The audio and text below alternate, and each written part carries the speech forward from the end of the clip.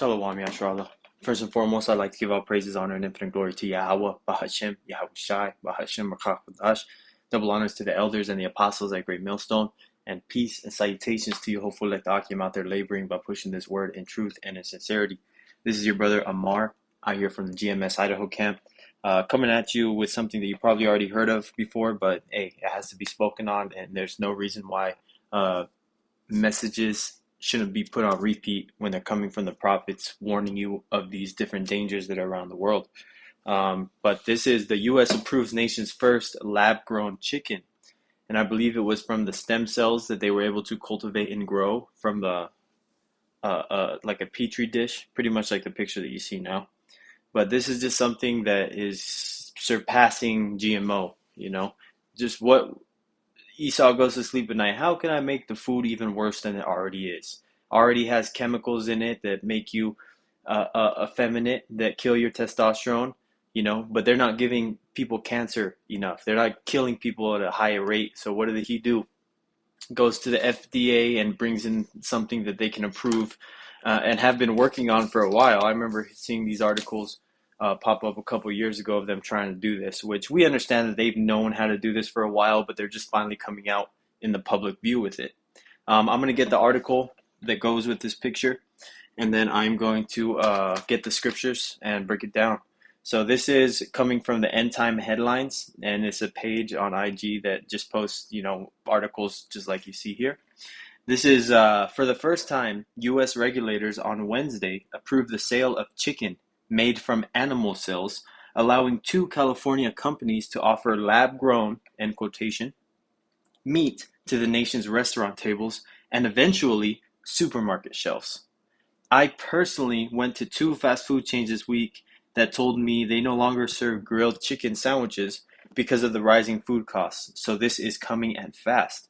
Really, Akim, you shouldn't be eating at no damn fast food place anyways. I mean, if you want to eat a quick meal, hey, go hit up Issachar, get some tacos, get a torta, get some tostadas, something like that. Because, hey, man, this foam chicken is what I like to call it. Like, if you ever got like a spicy chicken sandwich at, like, let's say, for example, Carl's Jr., you bite into it, it's like freaking foam. There's not even any muscle definition so you can see the lines.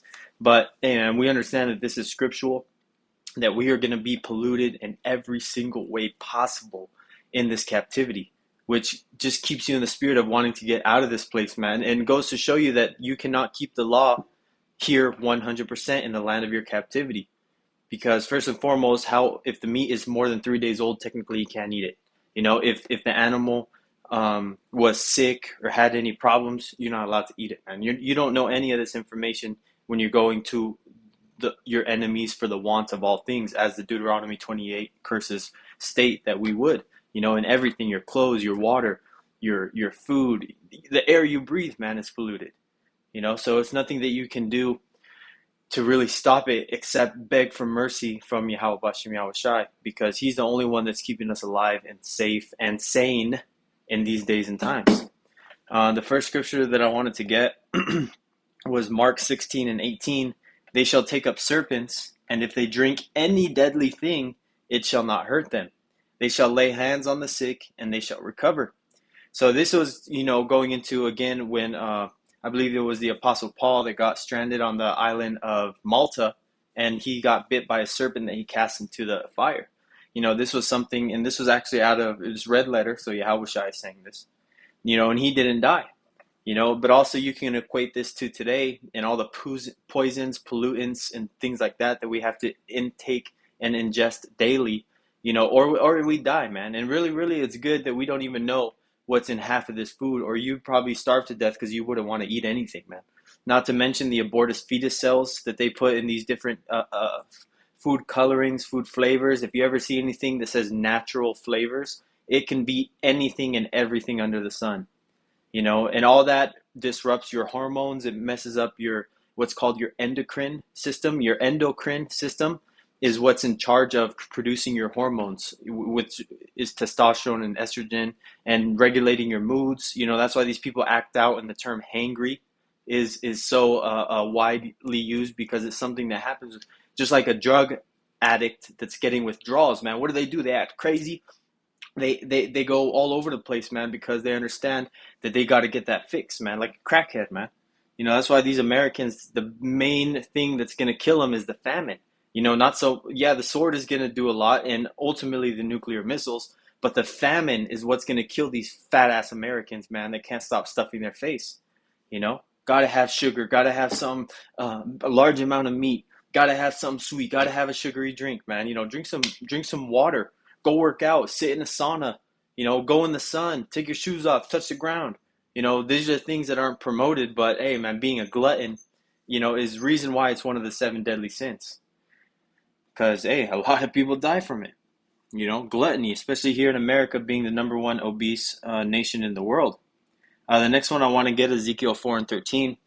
This is, and the Lord said, and the Lord Yahweh said, even thus shall the children of Israel eat their bread defiled among the Gentiles, whither I will drive them. And he drove us where? Straight into captivity.